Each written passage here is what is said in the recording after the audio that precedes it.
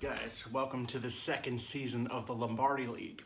Our draft went semi-successful. We'll talk about who everybody kept, who people drafted too early, maybe who slipped down the draft board. We will see. Okay, so I'll put the big board up there for you.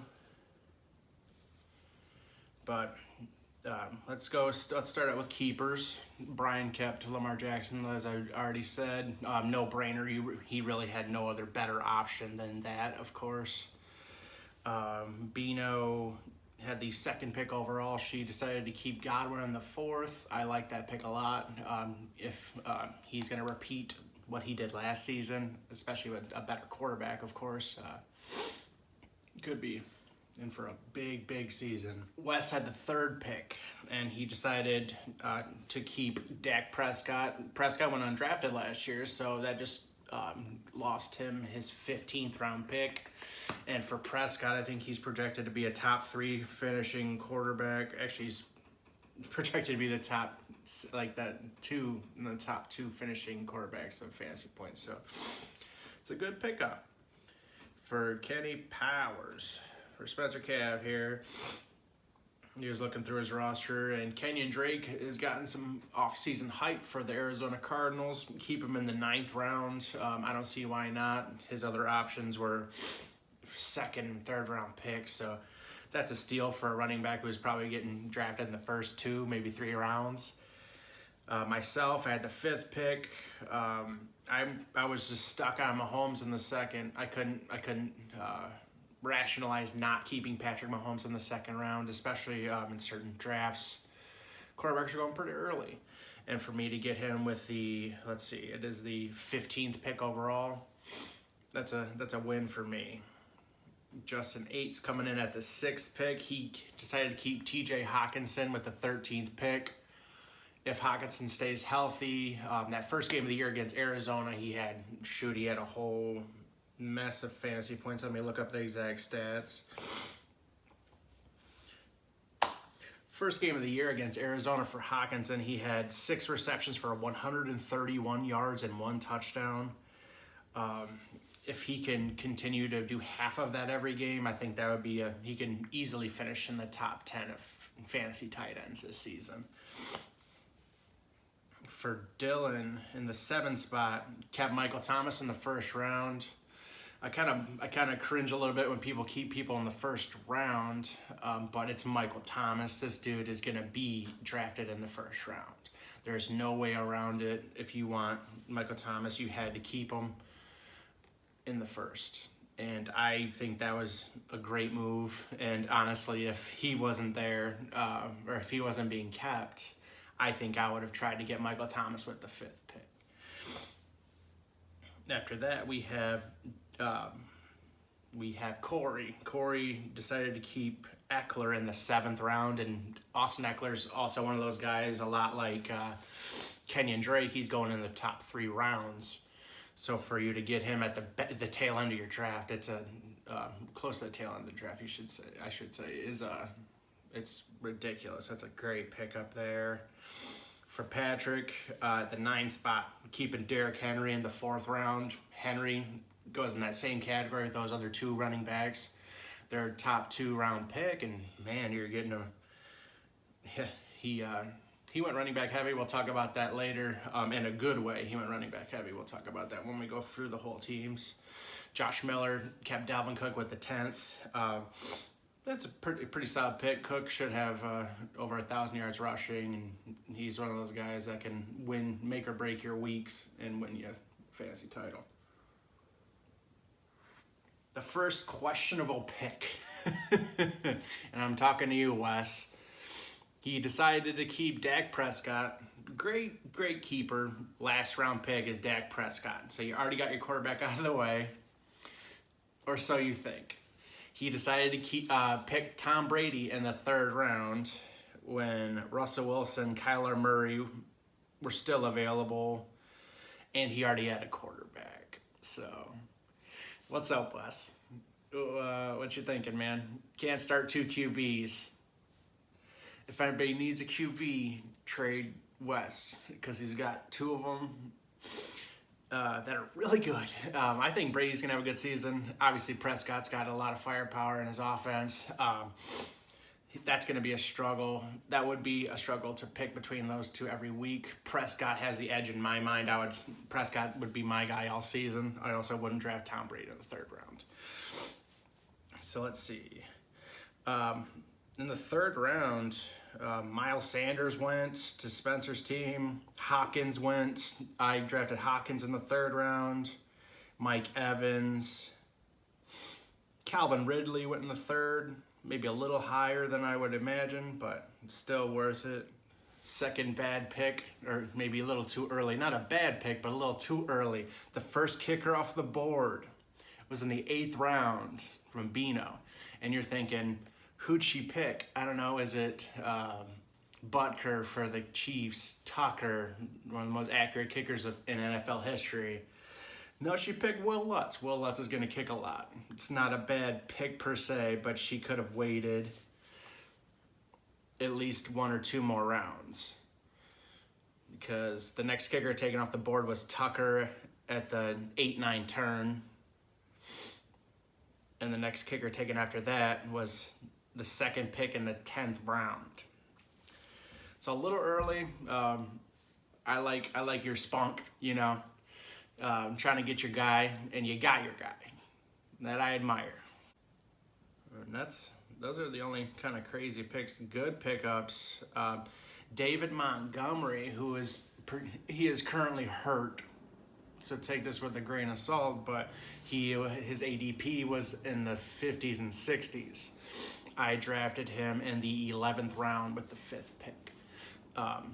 I already got a strong crew of RBs, but you can't pass up on a guy who's got some lofty expectations. He's got the starting job. I felt like I had nothing to lose there. Draft went great. It was a good draft. I had a lot of fun with it. Everybody participated, which is huge. I'm going to do another drawing today to see who's going to start the season out with better odds for that first pick next year. So let's start with Wansky's team. Hit the first pick overall. He has 4 players that are projected close to 15 points or more, which is quite impressive just looking at it. He's got Jonathan Taylor, who's supposed to be, he's projected as the best rookie runner as well.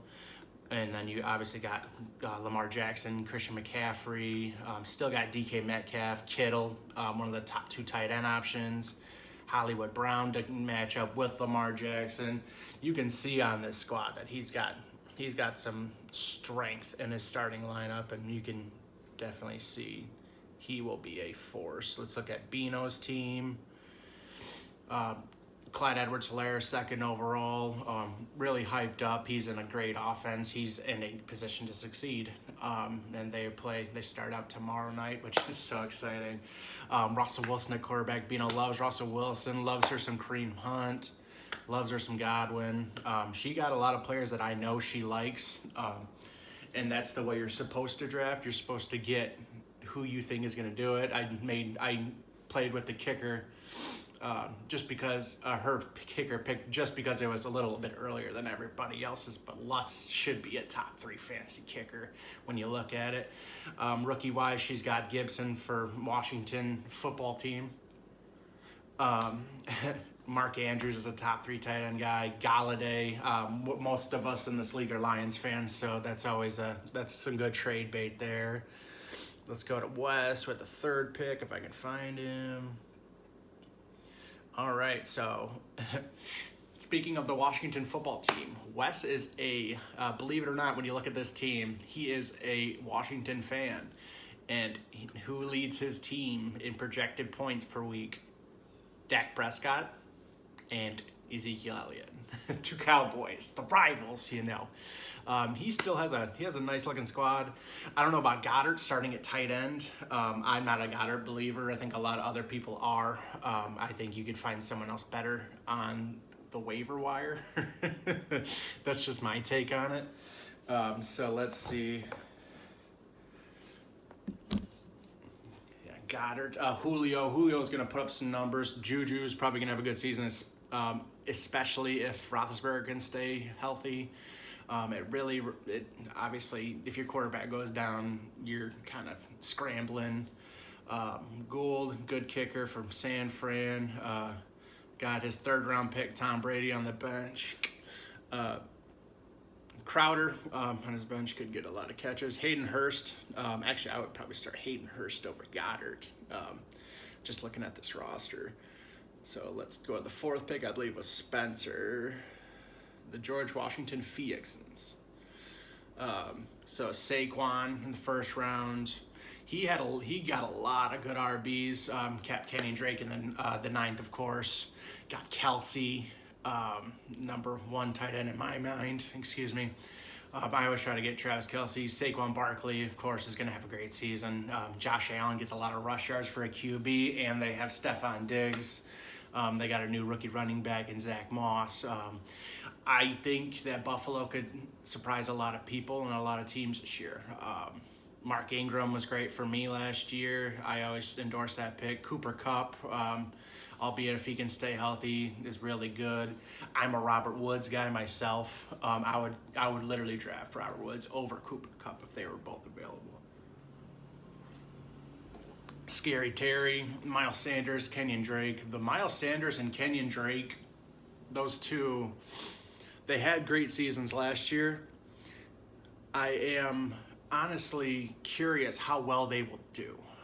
They were really hyped this offseason, and flip a coin, maybe one of them's as good as as advertised, but they're both in they have really good opportunities as long as these guys can stay healthy. Spencer's probably got the best running backs in the game. And let's go to my team. I'm pretty excited about this team. Obviously kept Mahomes in the first, had to pick Kamara. Thomas wasn't there. That was the last elite running back available. Ended up picking Bell later. Hopkins in the third, I was pretty excited about. I love DeAndre Hopkins. I think him in Arizona, I think Arizona's passing offense is going to be ridiculous this year. I think they're going to be great. DJ Moore, he's the number one in Carolina. He was Kyle Allen's most reliable target last year. Obviously, Bridgewater is there now, but Teddy Bridgewater is a more gifted, better starting quarterback. So I think he'll get a lot of targets. Speaking of targets, Jarvis Landry, DJ Chark. So I have 3 wide receiver 1s and Landry being a wide receiver 2. Got Butker as my kicker. Higbee as my tight end I'm not in love with. He was really hot at the backside of last season. I think he had four games in a row where he had 9 catches and over 100 yards receiving. So I know Gerald Everett's healthy. We'll see how this goes. We'll see if I'm picking up another tight end in week 2 or 3.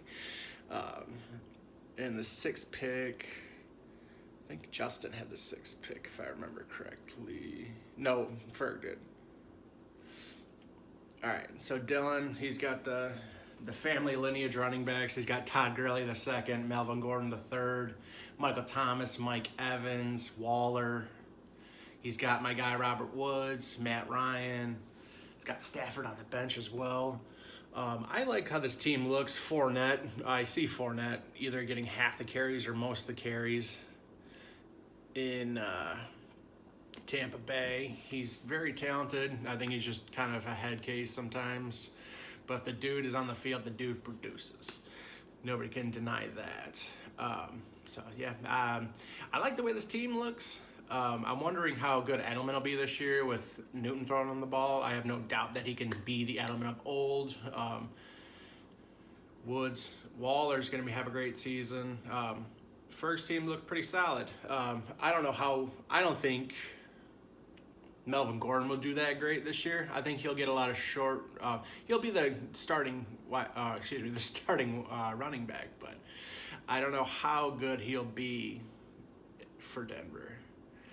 Gurley's another asterisk. If he can stay healthy for Atlanta, I feel like he'll have an awesome season. We'll get that Todd Gurley of old. But, yeah, it's a good combo. He's got Matt Ryan and Gurley, so if he's got those passes out of the backfield, Gurley runs it in for a touchdown. It's looking pretty nice.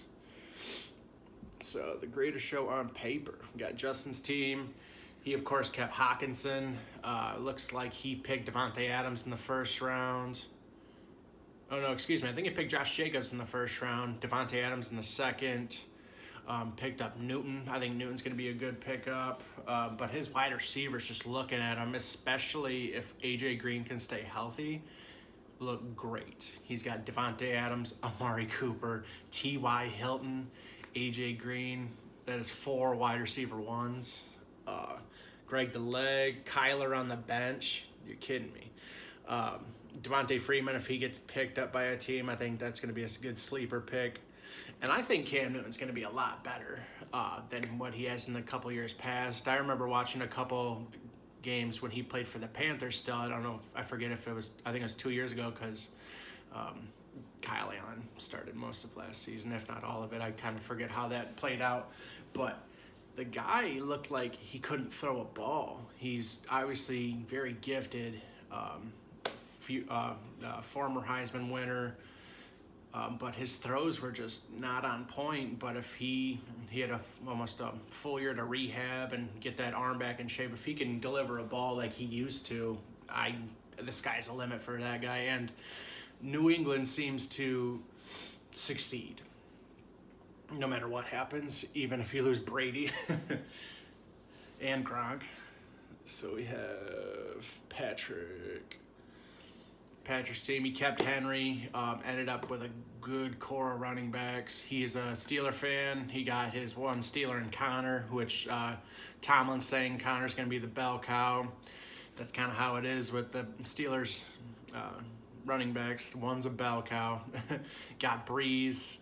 He's got a couple Browns in there. He's got Odell, Chubb, Will Fuller, if he can stay healthy. That dude catches a touchdown every time he catches the ball. John Brown. He's got Marvin Jones. Marvin Jones is a good deep threat, as is John Brown. Got 2 rookie wide receivers, CeeDee Lamb and Henry Ruggs III. He's packed with potential. Chris Thompson in Jacksonville.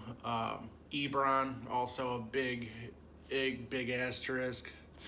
Got Gronk. I think Gronk will be a lot better than what people expect from the Tampa Bay team. I think a lot of people are underestimating how well they're going to play, especially, well, you think of their core. You got Brady, Gronk, Fournette is their backup running back right now, Ronald Jones, Evans, and Godwin. Who are you going to stop? You got to stop everybody to win the game. All right, let's go to Corey. Corey's got the Aaron Rodgers, Aaron Jones, double A's. So that's a good thing. Tyreek, Thielen. David Johnson is an interesting one. I think he'll become the David Johnson of old. Again, going to Houston is a little bit different. They don't really have that number 1 wide receiver when they swapped him for Hopkins. They do have Cooks. Cooks is not DeAndre Hopkins. Will Fuller is hurt a lot. So I'm kind of hoping they'll be tossing him the ball in the backfield quite a bit and get you some extra points, or half points in our case. Thielen's unquestioned number 1. Diggs is gone. Keenan Allen. Mike Evans is, or not Mike Evans, excuse me. What's his name? His name is Mike. The other wide receiver for the Chargers, Mike Williams. Thank you, brain. Mike Williams is hurt for at least I think the first 4 weeks, so Keenan Allen's going to soak up some targets as if he wouldn't already. A.J. Brown on the bench, Zach Moss, Philip Lindsay, Tannehill won Corey the title last year. So this is a pretty solid team. He's got a couple different tight ends. Let's go to Miller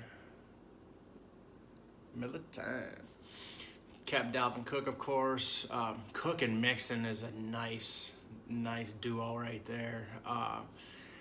I wanted Mixon. I didn't want him bad enough to draft him 5th overall. But yeah, with the first pick in the 2nd round, Mixon, that's a good pickup. Deshaun Watson. I don't think you can stop Deshaun Watson. I think he'll get his numbers. I'm just curious how that offense is going to go. I'm genuinely curious. Ridley's supposed to have a good season, a good breakout season, quote unquote. I usually try to get Ridley when I can. Lockett, Russell Wilson's number one. Zach Ertz, Ronald Jones, Marlon Mack, Tucker's got a good kicker. Burrow. Ayuk is a sleeper. Tariq Cohen will get you some points on certain weeks. So yeah, that is our league, guys. Keep in mind that whoever it says is your matchup for week 1, it may change because I have not put in the rivalry weeks yet. So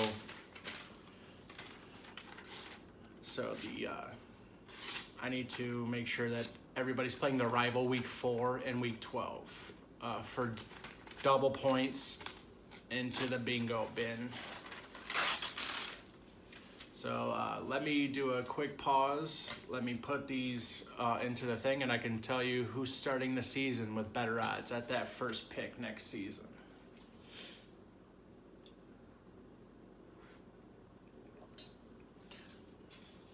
And keep in mind, this is the last year that anybody in the Lombardi League can finish in last and not be demoted to the Wild Card League.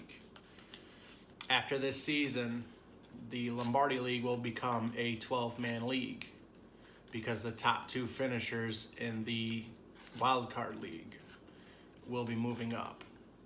And they have their own system with scoring and all that, and they do the same thing we do weekly to get better odds at the first pick. They will carry their odds to this league, so it's not like they will be getting a massive hookup or anything like that. But keep in mind, you're safe this year, guys, but you better watch it because these guys want it. They're in for money. They're coming for blood. But yeah, their draft was the same time as ours was. Nothing too surprising. Had one guy auto draft because he quote unquote forgot about the draft. So I'm gonna clown him on their video and not ours. But yeah, I'm just ripping up some paper, put some names on it, and then I can tell you it's gonna be a single name picked out, and they will start the season with a little bit of a leg up. So I'm gonna pause this video and I will be right back, guys. And we're back. Okay. And we're gonna do the same thing. Everybody's got a name. I'm gonna start from the top of our draft order this past season. So Wansky, Bino will be next. So Wansky. Where's Bean go? Bino.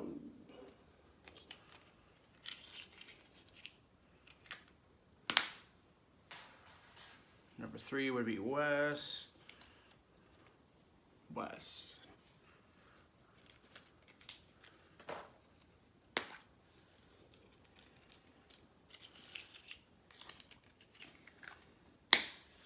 4 is Kev.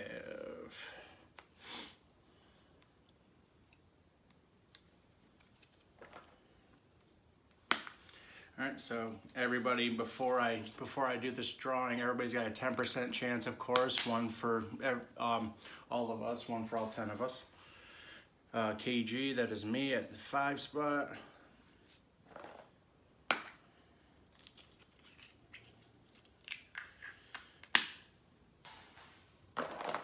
Number 6 was Justin Eights.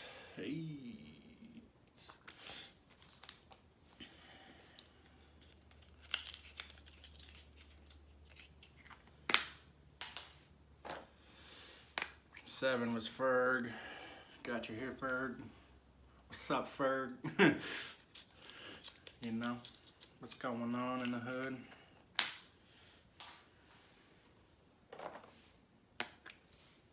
Corey at 8. Our league champion is Corey. good for him. He deserves it. The 9 spot would belong to Patrick. Ooh. The notorious PAT. It's probably something no one's ever called him before. And the 10 spot is Miller. Some would say it's Miller time. I would say probably not. Okay. So I'm gonna give this. Oh, the cat's excited. The cat's ready to roll here.